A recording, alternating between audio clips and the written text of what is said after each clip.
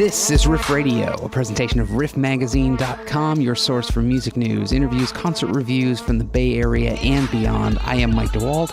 On this episode, we talk to a band out of Austin, Texas, returning after an 8-year hiatus with their new album, See You Later, Simulator. It's Ghostland Observatory. Both Aaron Behrens and Thomas Turner are joining us from the road in Denver. Guys, thanks for taking the time.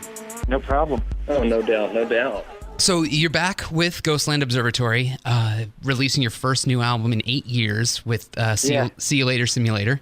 Where did the initial spark come from to get back together with your partner Aaron after that all this time and make new music? I think for a while there we started kind of doing some one-offs and kind of feeling good, but it just didn't quite feel ready yet. And then I think it was those last rounds of like the New Year's shows that we did. We did this weekend, this New Year's weekend, and it just felt right. And I think it was just time. It was the timing, man. It was just time had to go by before we were able to get back into the room and start doing things again, We had done some shows kind of periodically here and there, like a festival or, like a one-off weekend thing or something,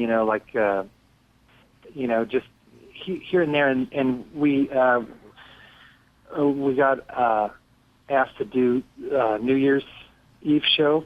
And it was like a 3-day thing. So it was like, I think Houston, San Antonio, and Austin. And so they were all pretty close to home. So we just we rode together so that we weren't on an airplane or flying or anything. So we got, a chance to talk and drive and together and just kind of hang out. And, man, we had a lot of fun. And Aaron was just like, hey, man, if you want to work on a new record, I'm ready whenever you are. And I was like, it felt like a good thing. We had good shows at New Year's, and it just felt like an exciting thing to do. And so we started working on the record like right after New Year's, and it just felt really good, and things started coming together really quickly. Nice. Now, you guys have always had a very kind of hands-on approach, whether it's, not just necessarily on the music side, but even on the management side and on the label side and things like that. Are you sticking with that with the new album, staying with that mindset of how you go about things? Yeah, we just, it's just kind of like me and Aaron. We have our team. We have Mark, our engineer, and Alex, our front of house guy, and our tour leader, and our laser tech, and same laser company, and it's a pretty small crew. So everybody's we've all done this for a long time, so everybody's kind of knows the drill. So it's not like we're wrangling cats or anything. Right.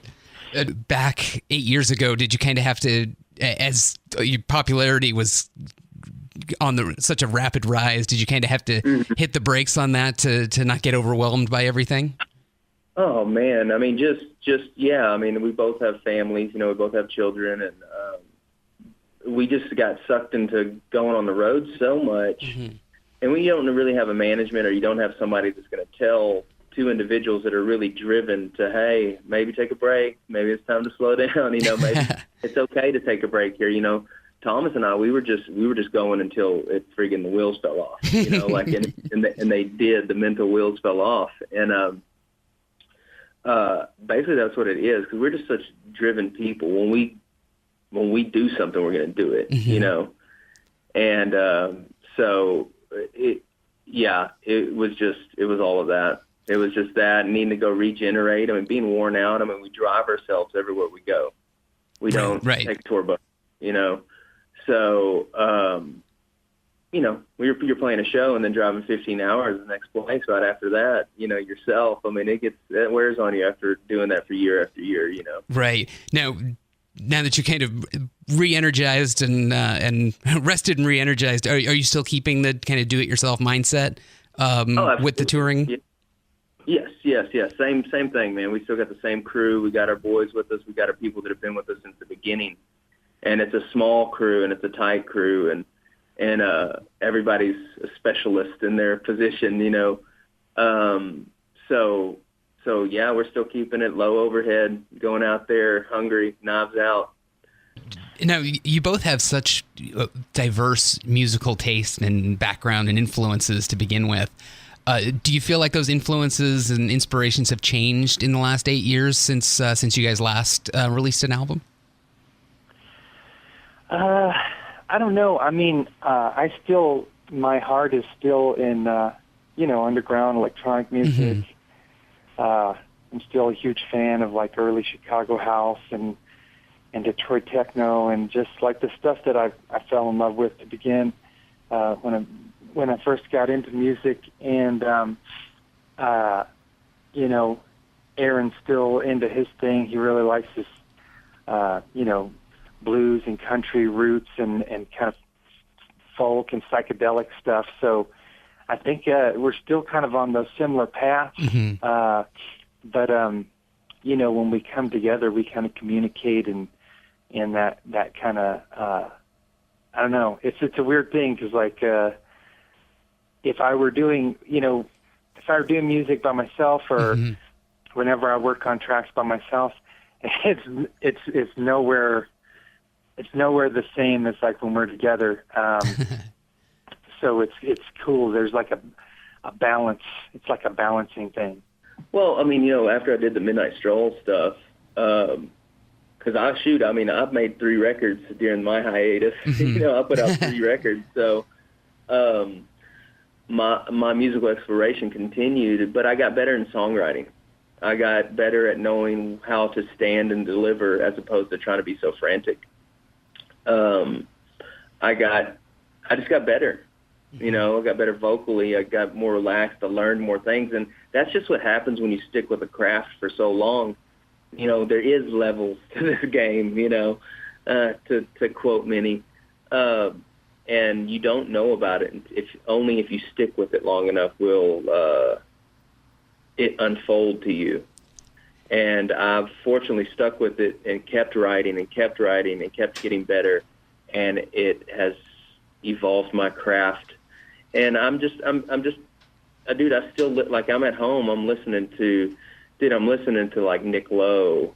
I'm listening to, Paul McCartney. I'm listening to the Beatles, I'm listening to songwriters. I'm about writing songs, So, yeah. You're known for such a high energy, very visual show. I assume you're planning on building on that for the current tour. Oh, absolutely, dude. Yeah, the new visuals is pretty amazing. We have this whole triangle, this cool triangle thing that Thomas kind of had a vision for, and it's really neat. We still have the lasers, but we added on to it, and everybody's been really blown away at the shows. I mean, it's been funny hearing people come up to me, people that I know that have been to at least 14-plus shows of ours, and they're like, dude, this is the best show I've ever seen. So that's nice to hear. That is so pleasant to hear when you've come back from what we've come back from, and which most bands don't survive that hiatus part. You know what I'm saying? Most people don't swim out of that. And to come back and to people be like, dude, you're better. You're even better than you were. So that makes me so happy. You know? Now, what the writing and recording process this time around? From what I understand, you kept it more kind of stripped down as far as I guess instrumentally and musically in the studio. Was that the approach you took for this album? Yeah, I really wanted to I have a piano in my studio, and I got a little hardware console, and I had gotten this Electron Digitac sampler drum machine type thing, and I basically kind of in a Juno, and basically tried to keep it pretty stripped down, like almost as if it was guitar, drums, bass, vocals, except maybe the drums could be electronic or the bass could be a synth. There's piano in there. guitar vocals, but we really try to just keep it stripped down instead of trying to I don't know, I guess with the ease of, okay, I'm trying to explain this. With the ease of technology now, with your DAWs and, your sequencing programs, so easy to just get kind of lost in layers and layers of sound and effects and doing all these things as opposed to focusing on the song and the rhythm and the emotion. So I wanted to really try to avoid that on my end and just kind of, okay, here's like a normal day in writing. We come into the studio, maybe chat for a bit about what was going on that day or something, and just kind of shoot the breeze. And then once we get to work, I'll either start working on a beat or, do a piano line or do something, and we're recording.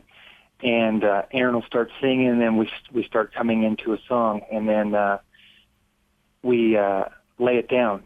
Try to lay it down as quick as we can, because that's when normally the best ideas are happening, right then. Right then. So we'll go back and then kind of listen to that, structured into a song, okay, verse should be this, chorus, try this, let's try, and then lay it down and then move on to the next thing and do it again, move on to the next thing. That way we're not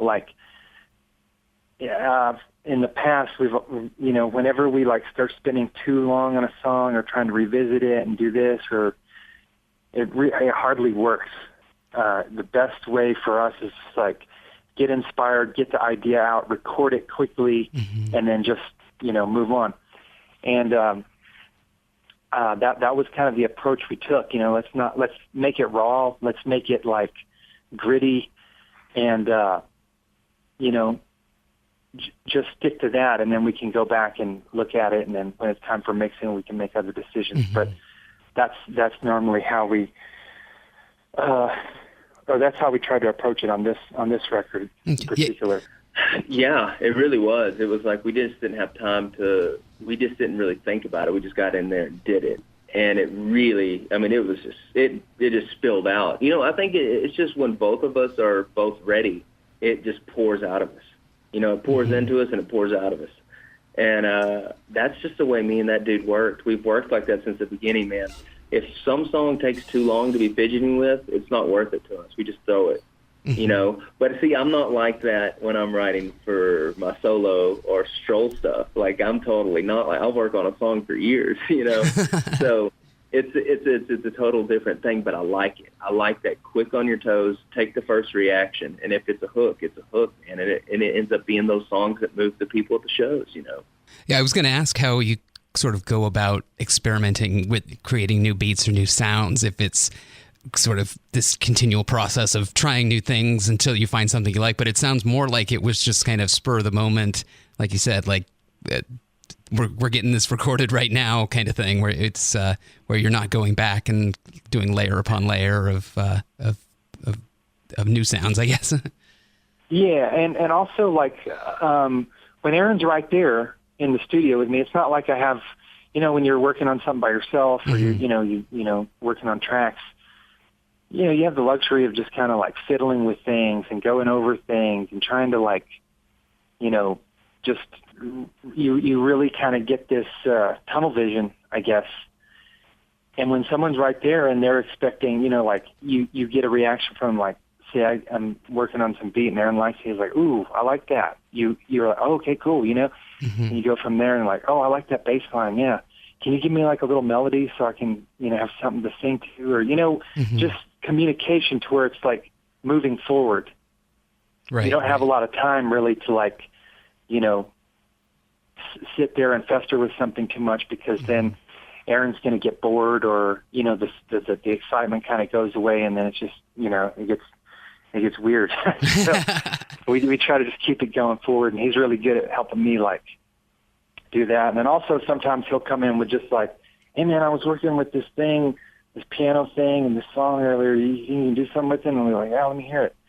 And then yeah, I can do something with that, boom, and then we'll go from there and just, so I guess it's just like a cool, it's like a communication, because a lot of times it might not even be words like that. I'm sensing that he's enjoying something, or I might not even say something, like if he's doing something vocally or whatever. It's like a feeling like, oh yeah, that's working, or a head nod, or just the energy that's in the room, and then it kind of propels us forward. So sometimes we're really not even talking to each other or communicating by words, but just, you know, the energy of what's going on in the room. Right. Now, looking forward, you're releasing a new album. You're heading back out on the road, playing this Saturday at August Hall in San Francisco. Where would you like to see it go from here? Are you sort of taking it? I mean, obviously, you have the new album. Do you want to? Are you guys going to continue on? Keep going as a duo, or just kind of taking it one project at a time?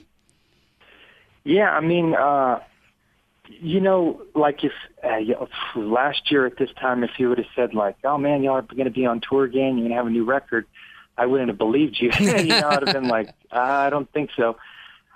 So like right now, I'm just so thankful that we came together, made a record. We're doing shows again. We have a new stage look, and there's just all kinds of exciting, positive things happening that I'm just like kind of, especially now that we're doing show after show, I'm just like, okay, just focus on your tasks for the day.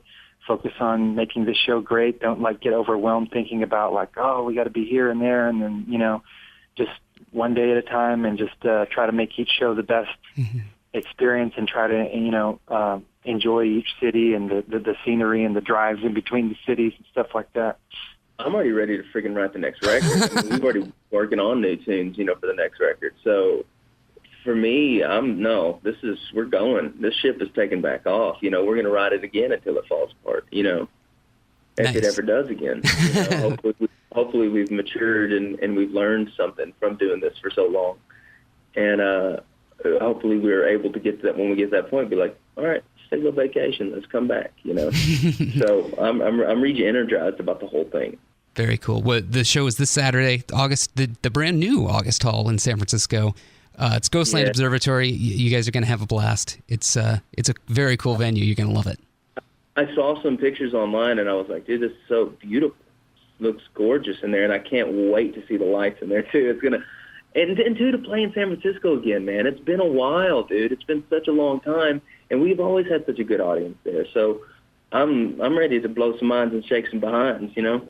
Excellent. Well, Ghostland Observatory this Saturday, August Hall in San Francisco. Thanks so much for taking the time. Hey, thank you, brother. I appreciate it. All right. I appreciate it. Okay, thank you.